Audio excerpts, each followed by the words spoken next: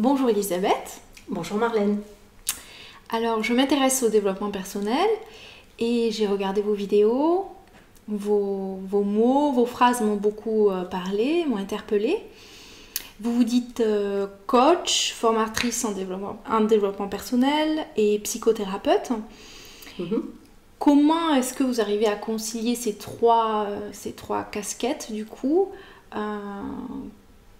Comment vous en êtes arrivé là Est-ce que vous pouvez m'expliquer? Ok, donc il y a plusieurs questions. Alors, effectivement, je suis coach, consultante en développement personnel et psychothérapeute.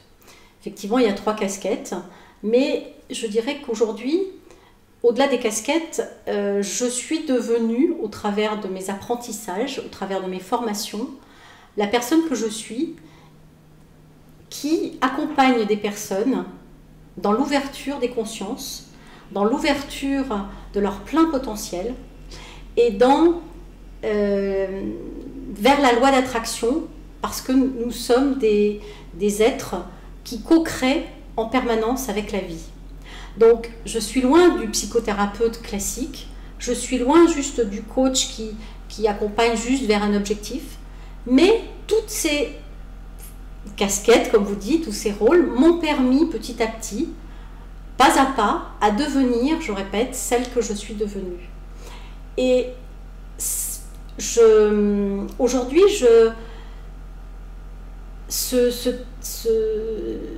cette définition, je suis même gênée de trouver un mot qui définirait juste qui je suis, parce que j'ai juste envie de vous confier que petite, je voulais être sage-femme. Et qu'aujourd'hui, il n'y a pas si longtemps, je disais, j'accompagne des personnes à accoucher de leur âme. Donc finalement, l'objectif est atteint. Vous êtes d'accord? Oui. Et qu'en fait, je les accompagne pour se souvenir de qui ils sont au départ. Parce qu'en fait, on a tout en nous, ça c'est un grand classique, on a tout en nous, mais on a tout oublié. Et le but du jeu, c'est de retrouver qui nous sommes à la base, avec les voiles de l'oubli, avec le déni. Et mon approche est vraiment de ramener les personnes à retrouver leur essence, à retrouver leur point de départ et leur voie. Alors, par rapport aux personnes qui, par exemple, disent quand j'ai un problème, j'en parle à mon conjoint, j'en parle à mes amis, j'en parle à ma famille, je peux régler ça tout seul, ou ça passera. Qu'est-ce que vous diriez à ces personnes-là? Eh bien, tout dépend de ce qu'ils portent en eux et de la lourdeur de leur problématique, si tant est il y a une lourdeur. Mais à un moment donné, on le sent qu'on a besoin d'être accompagné. Et bien souvent, si on ne va pas voir quelqu'un, c'est que c'est souvent lié à des peurs. Alors il peut y avoir des problématiques d'argent, mais il y a beaucoup de thérapeutes aujourd'hui de toutes sortes. Il peut y avoir des kinésiologues qui vous accompagnent, il peut y avoir au travers de la danse-thérapie, au travers du chant, au travers de plein de méthodes. Donc il y a vraiment plein de thérapeutes qui sont là.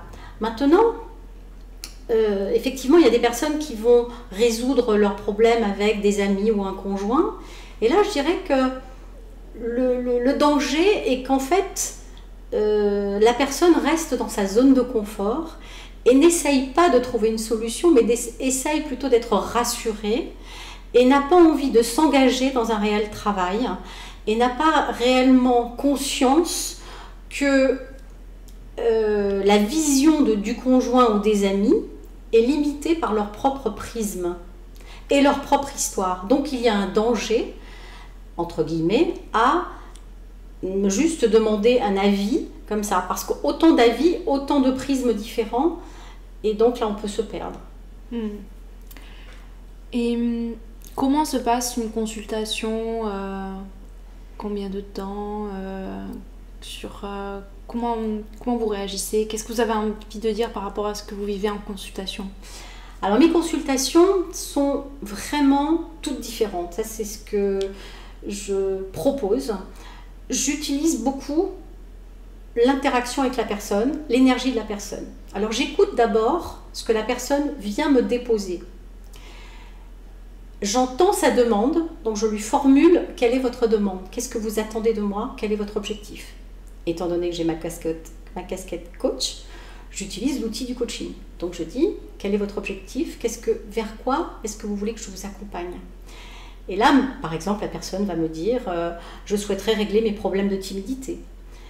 Je souhaiterais régler ma confiance en moi.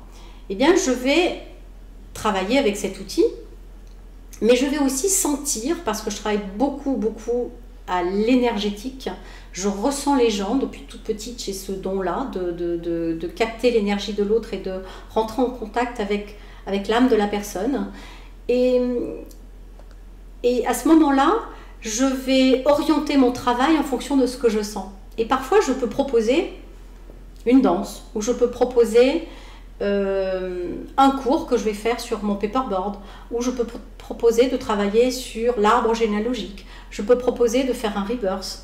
Donc ce sont des ateliers qui vont et viennent et qui sont totalement différents à chaque fois. Vous avez une palette très riche par rapport aux personnes qui viennent. Vous avez une palette que vous utilisez suivant la personne que vous avez en face. En fait, j'ai une belle caisse à outils parce que ça fait maintenant 20 ans que j'accompagne les personnes. Et avant, je techniquais beaucoup les personnes.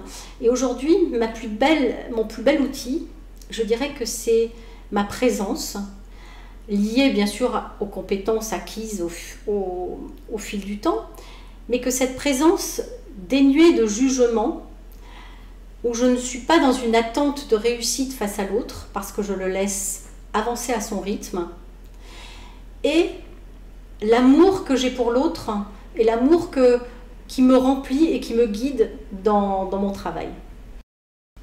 Et pour finir, est-ce que vous avez des événements à proposer à ceux qui nous écoutent? Alors oui, j'ai des événements et des stages que je propose. J'en ai un qui me tient tout particulièrement à cœur. C'est le stage sur l'ouverture de cœur.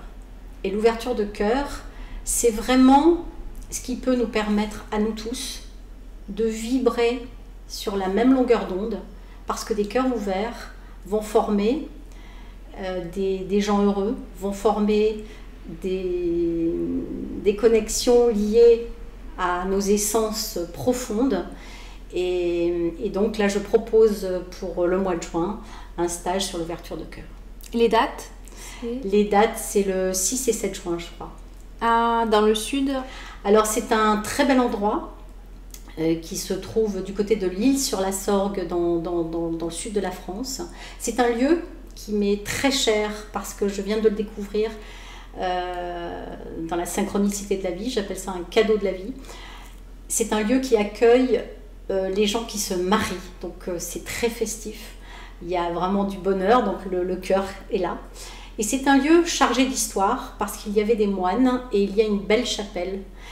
Et ça s'appelle, c'est tourné avec des fleurs blanches et donc c'est un lieu propice à l'ouverture de cœur. Merci beaucoup Elisabeth. Merci Marlène.